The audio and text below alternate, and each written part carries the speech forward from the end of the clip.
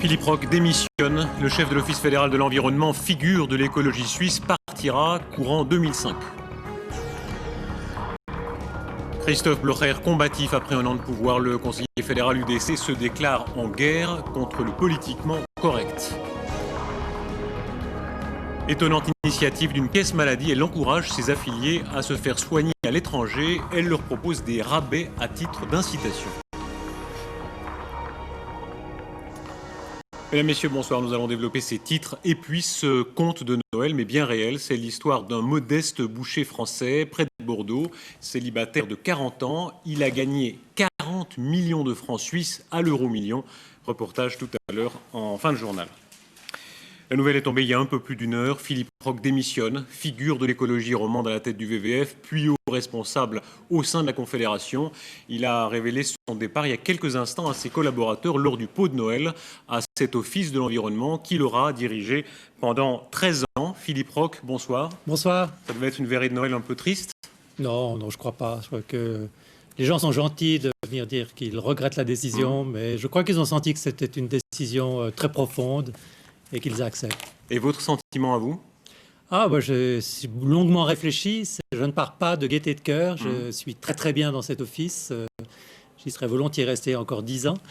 Mais il y a des moments dans la vie où il faut faire des choix plus profonds et je pense que c'était nécessaire que je décide assez tôt de réorienter ma vie. Alors on va entendre vos raisons, mais d'abord ce petit rappel. Vous avez incarné l'écologie. D'abord, on l'a beaucoup dit, en col roulé, puis en costume-cravate à Berne. Image commentée par Chantal Panatier. Quand je jette un regard en arrière, je vois une certaine cohérence dans Déjà en 1992, lorsqu'il s'apprêtait à quitter la direction du WWF suisse, Philippe Roch se souciait de cohérence. Car Philippe Roch, c'est avant tout le col roulé, un homme proche du terrain.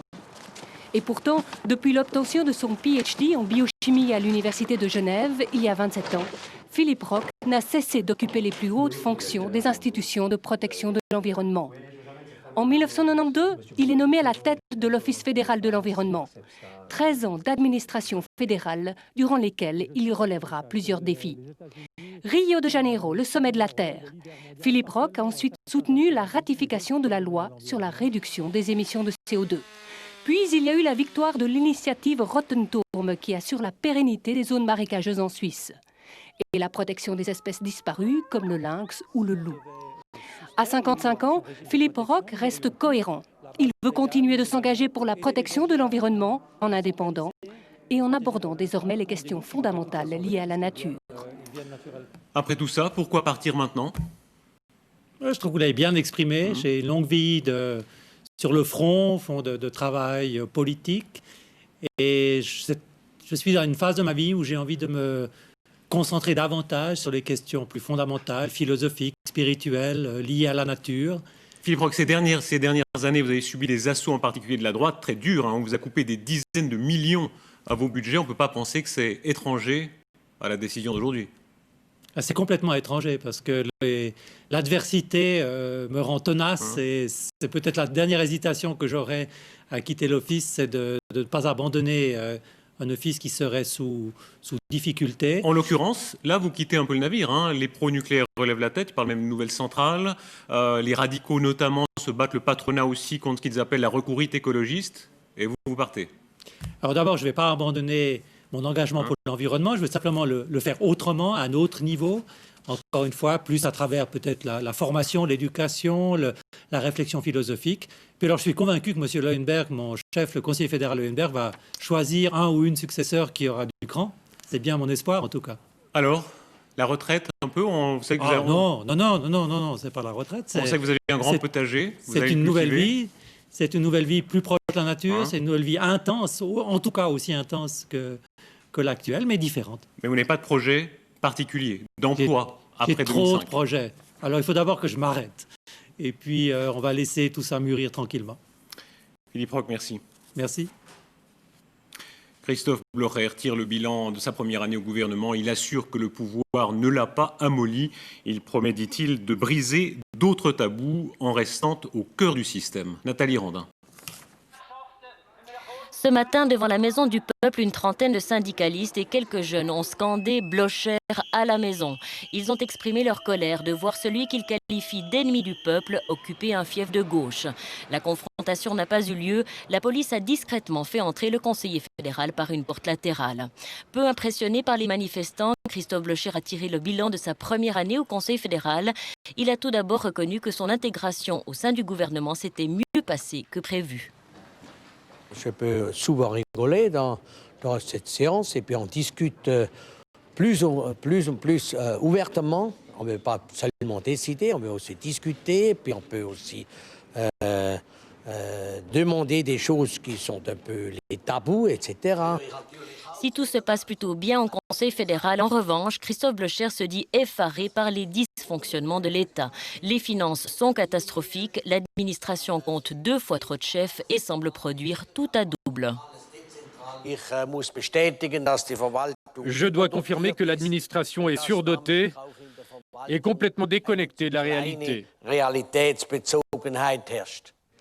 Changer les mentalités, briser les tabous, lancer des polémiques, voilà les objectifs de Christophe Blocher pour la suite.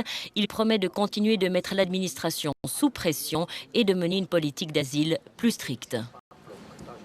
Nathalie Randin, selon qu'on est pour ou contre M. Blocher, on jugera ça bien ou mal, mais enfin, il a gardé une grande marge de liberté. Oui, en général, tous les conseillers fédéraux le disent. Quand on accède au Conseil fédéral, on accède à une plus grande dimension politique, à une stature d'homme d'État, de femme d'État. Il faut bien l'avouer, aujourd'hui, une année après, eh bien, Christophe Blocher n'a pas changé, pas du tout. Il est toujours aussi dérangeant, toujours aussi provocateur, toujours aussi politiquement incorrect.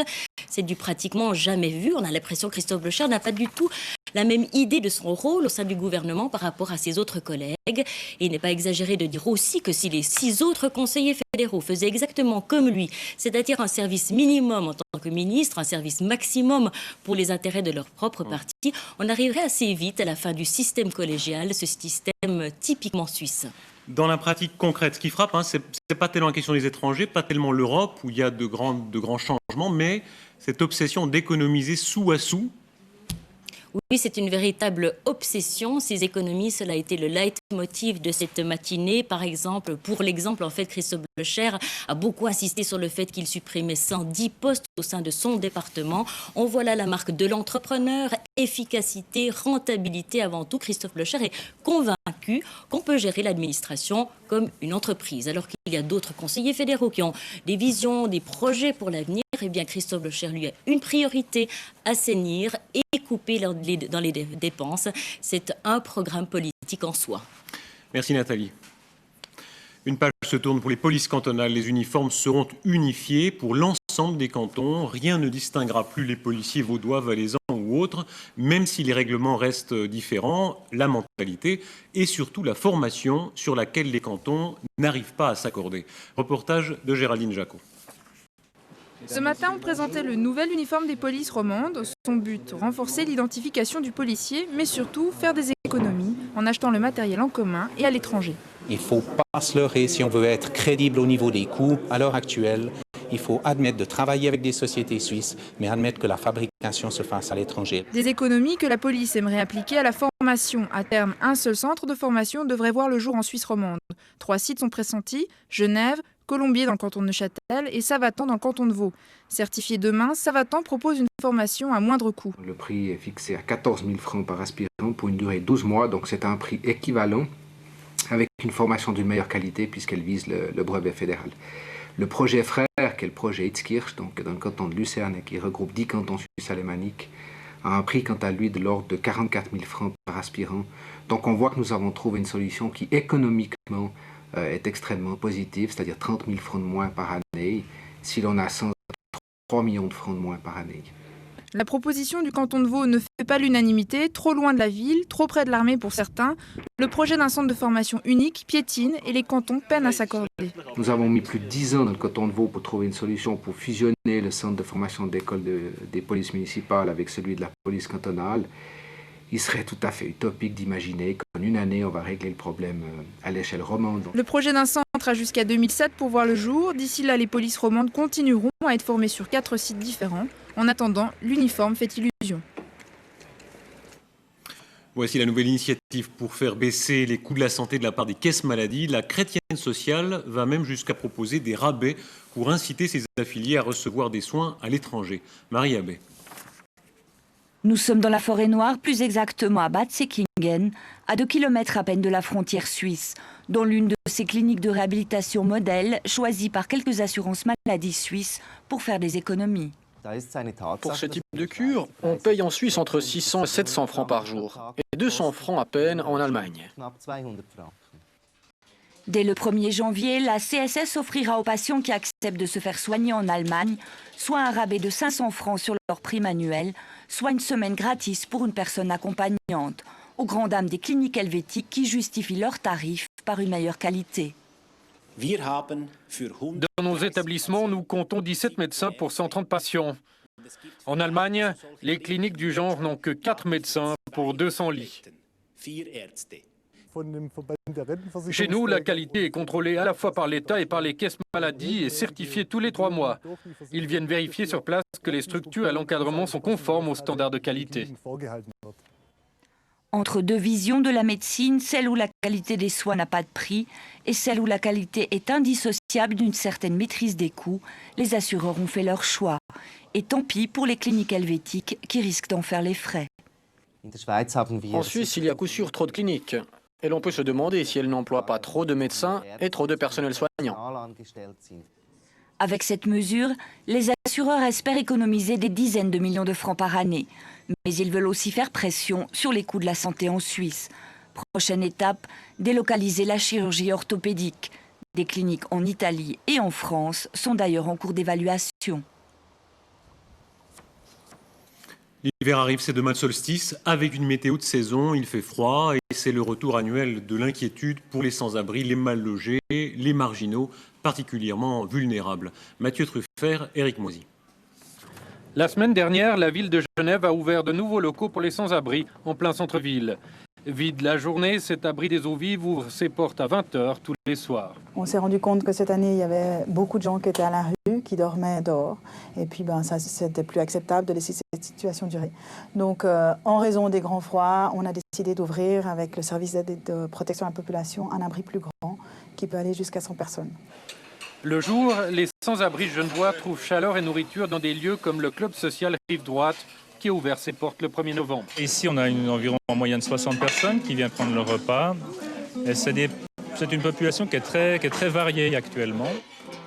Ici, il y a des Genevois sans domicile fixe, des sans-papiers, des gens de passage. Il y a ceux qui viennent une fois, 2 fois. Il y a aussi ceux qui ont trouvé ici plus qu'une assiette de spaghettis chauds. C'est vrai que c'est un bon lieu de rencontre, ouais. C'est tout mélangé, il y a toutes les couleurs. C'est bien, c'est ouvert. Ouais, il y en a qui jouent aux échecs, d'autres, moi je fais de la musique, d'autres jouent au Scrabble. Ouais, c'est sympa. C'est des choses, je crois, qui sont nécessaires sur la vie, quoi. On a besoin. En hiver, il faut être débrouillard, il faut savoir compter sur soi, il faut prier pour que le Seigneur aussi nous vienne en aide, parce que je suis très croyant. La misère, c'est quelque chose de passager, je veux dire. Il faut savoir rebondir dans la vie. C'est aussi l'objectif des services sociaux, à l'affût de gens qu'ils connaissent parfois bien, parfois mal, mais qui tous, pendant les semaines de grand froid, connaissent des moments difficiles. On l'a vu hier, il a beaucoup neigé dans les Alpes, d'où le risque d'avalanche. On a beaucoup travaillé aujourd'hui dans les stations pour prévenir tout accident. Alexandre Beauchâtet, Erwan Jagu. Pour les responsables de la sécurité des pistes, pas question ce matin de fêter trop longtemps l'arrivée tant attendue de la neige. À 4 jours de Noël, l'or blanc porte décidément bien son nom, mais aujourd'hui il s'agit surtout de travailler d'arrache-pied pour préparer les domaines skiables. On voit beaucoup qu'on a eu beaucoup de vent de nord-nord-ouest et dans ces pentes-là, on a eu des beaux déclenchements, on a eu jusqu'à 1,20 m de cassure. Pour permettre aux dameuses de fabriquer de véritables boulevards de glisse, il faut d'abord déclencher les avalanches qui menacent les abords des pistes. Il y a énormément d'heures de travail et puis en début de saison, c'est comme toutes les années, il faut du temps pour en préparer. Pour rouler avec les machines, c'est la première fois qu'ils roulent, ça prend un peu plus de temps. Le patron des remontées mécaniques valaisannes, lui, ne veut prendre aucun risque. Même si pour certains, les vacances ont déjà commencé ce week-end, les pistes ne seront ouvertes aux skieurs qu'une fois tout danger écarté. Malheureusement, on ne peut pas ouvrir immédiatement. Il faut préparer les domaines, les sécuriser. Vous savez combien les avalanches sont dangereuses. Le sol n'était pas gelé, mais nous sommes très heureux et je pense que dès demain, mardi, on va progressivement ouvrir les domaines du Valais. À l'antenne valaisanne, pour l'étude de la neige et des avalanches, on rappelle aussi quelques règles élémentaires de prudence, surtout en terrain inconnu. Et d'autant que la situation varie fortement d'une vallée à l'autre. Il ne faut pas donner le message de prescrire complètement, parce que ça dépend quand même des situations. Il y a des gens qui sont connaisseurs et qui, eux, peuvent aller parce qu'ils savent, ils connaissent le terrain. Mais d'une manière générale, je dirais extrêmement attention. C'est une situation délicate, difficile à gérer à cause du vent, donc soyons connaisseurs ou alors restons sur les pistes. Désormais, la saison d'hiver peut véritablement démarrer. Avec le froid annoncé pour ces prochains jours, le plaisir de la glisse est d'ores et déjà assuré pour plusieurs semaines. Les Ukrainiens vont revoter ce dimanche. C'est le résultat de plusieurs semaines de contestation qui ont mobilisé l'attention mondiale. Et ce soir, moment clé, le débat télévisé qui se déroule en ce moment même entre les deux candidats. Ils se sont d'emblée accusés d'avoir violé la dernière élection. Le chef de l'opposition, Viktor Yushchenko, a ouvert les feux en ukrainien, un épais maquillage dissimulant les marques de l'empoisonnement à la dioxine dont il a été, selon ses médecins, la victime. La France est sous le choc du meurtre commis à Pau dans un hôpital psychiatrique contre une aide-soignante et une infirmière. Le meurtre en lui-même et les circonstances, le fait que l'une des deux femmes ait été décapitée, suscite un effroi particulier. L'enquête a commencé. Corinne Portier. Symboliquement, c'est dans le plus grand hôpital psychiatrique parisien que le ministre de la Santé a déposé une gerbe de fleurs. Une manière d'exprimer la douleur de toute la profession. Une minute de silence a d'ailleurs été observée ce matin dans tous les hôpitaux français. Pendant ce temps, les enquêteurs continuaient de ratisser les environs du lieu du crime à Pau. La longue lame qui aurait servi à égorger l'une des victimes et à décapiter l'autre n'a toujours pas été retrouvée. Un nouveau suspect, un ancien pensionnaire de l'établissement, a certes été arrêté en début d'après-midi à 100 km de là. Mais officiellement, le meurtrier court toujours, d'où la peur des 1100 employés de cet hôpital, encore en état de choc, 3 jours après le drame. Les professionnels surtout insistent sur le fait qu'il s'agit certainement d'une personne malade et qu'à ce titre, elle a besoin de soins. Les professionnels, même dans la douleur, restent des soignants qui pleurent leurs collègues, mais qui pensent aussi à cette personne qui a absolument besoin de soins. C'est ici, derrière la porte de ce pavillon de psychogériatrie, que les deux femmes ont été assassinées. Comment le ou les agresseurs sont-ils entrés? Mystère. Seule certitude, c'est en brisant cette fenêtre que la sortie s'est effectuée. Des traces de sang y ont été relevées. Elles sont en cours d'analyse.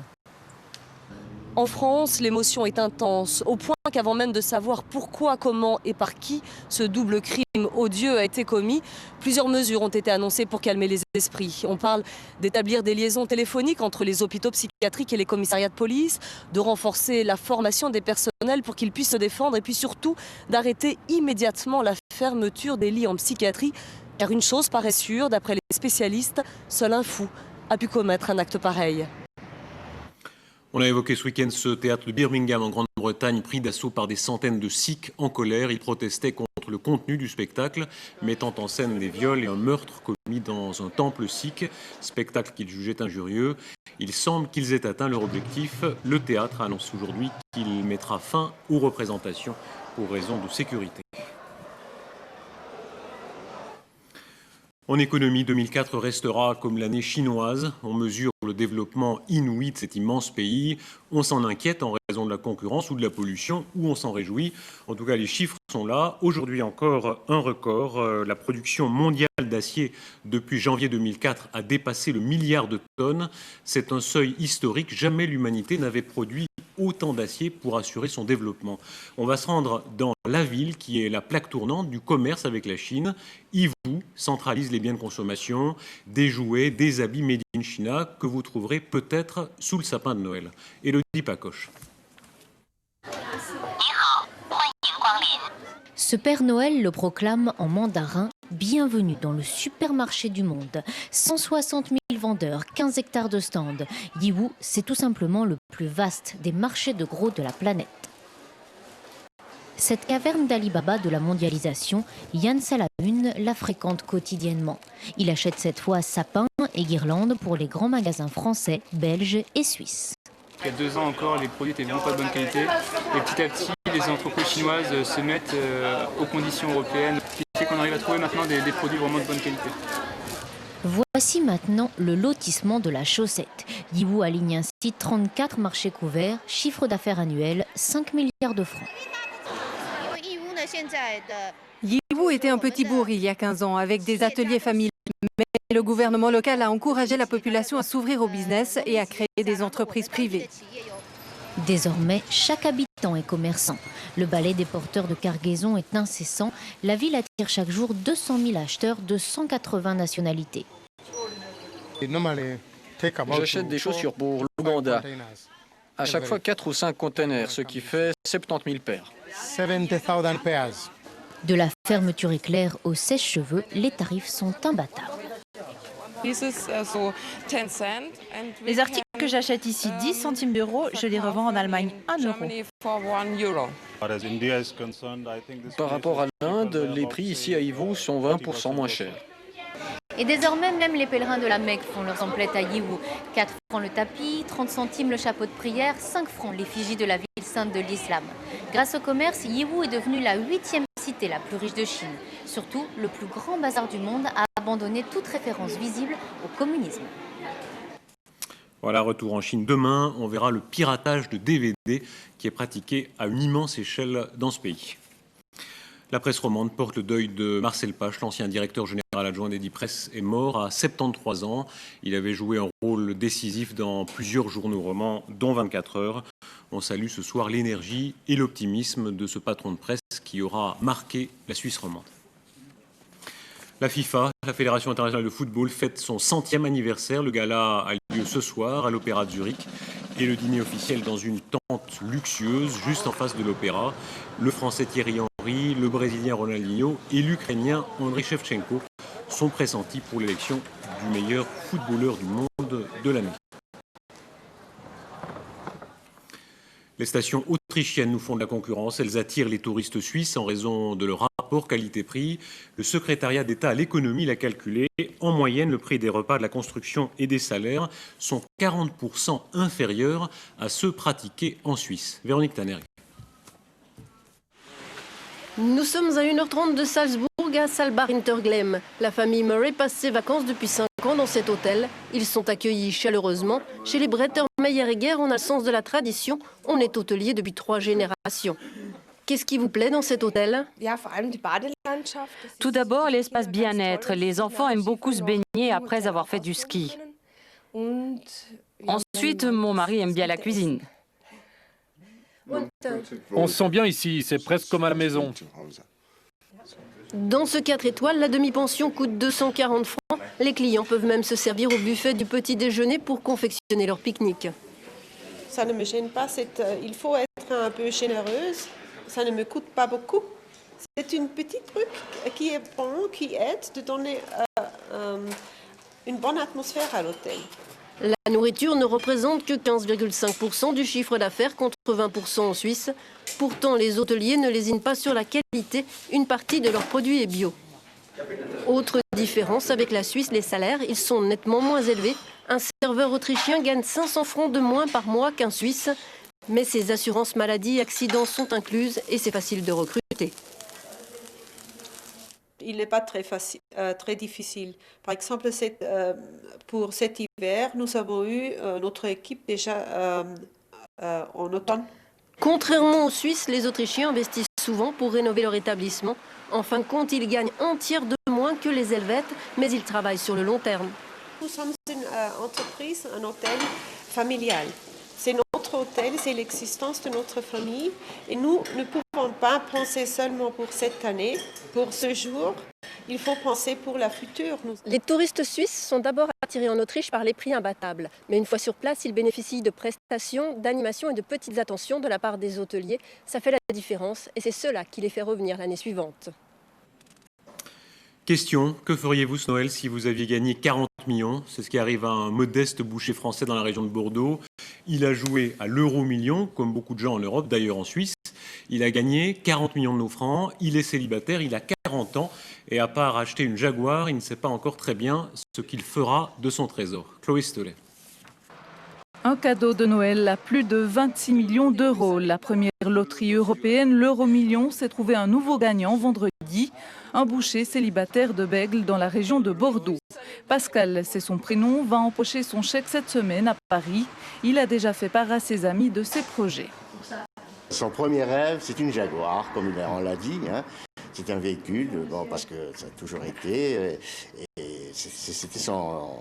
Ensuite, c'est de partir en Floride pour se payer une Harley Davidson. Le nouveau millionnaire fait bien sûr des envieux qui se montrent tous très inspirés.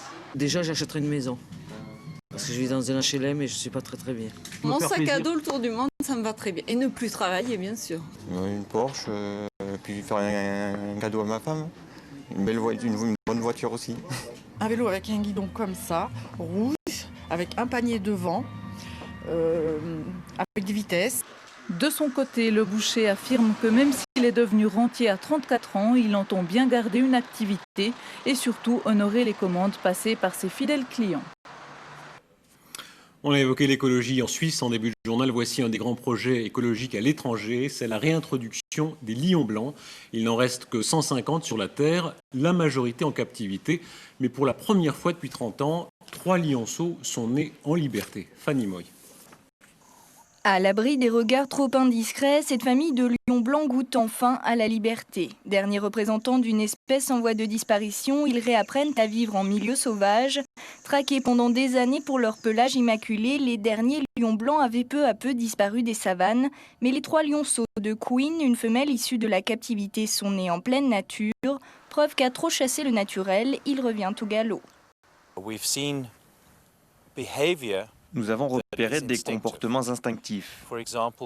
Par exemple, Queen a pris ses petits, les a cachés très tôt dans la matinée, puis est parti chasser, ce qui est un comportement complètement normal chez les lions.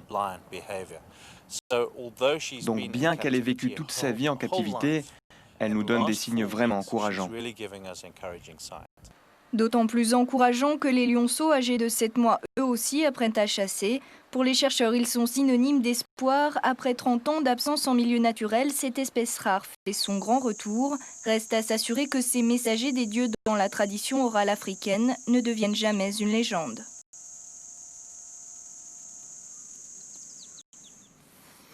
L'information du jour, Philippe Roch démissionne. Le chef de l'Office de l'environnement avait passé 13 ans dans ses fonctions. Il a incarné la cause écologique auparavant comme directeur du WWF. On l'a entendu en direct dans ce journal.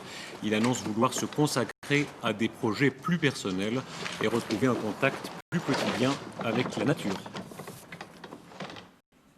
Ce soir, exercice de transparence, l'émission Classe Éco enquête sur son propre fonctionnement. On verra ce que coûte réellement une émission télé. Vous verrez que votre redevance est bien employée. Classe Éco révélera aussi les différences de salaire étonnantes qui existent entre les fonctionnaires selon les cantons en Suisse romande. Toute la rédaction vous souhaite une très belle soirée. À demain.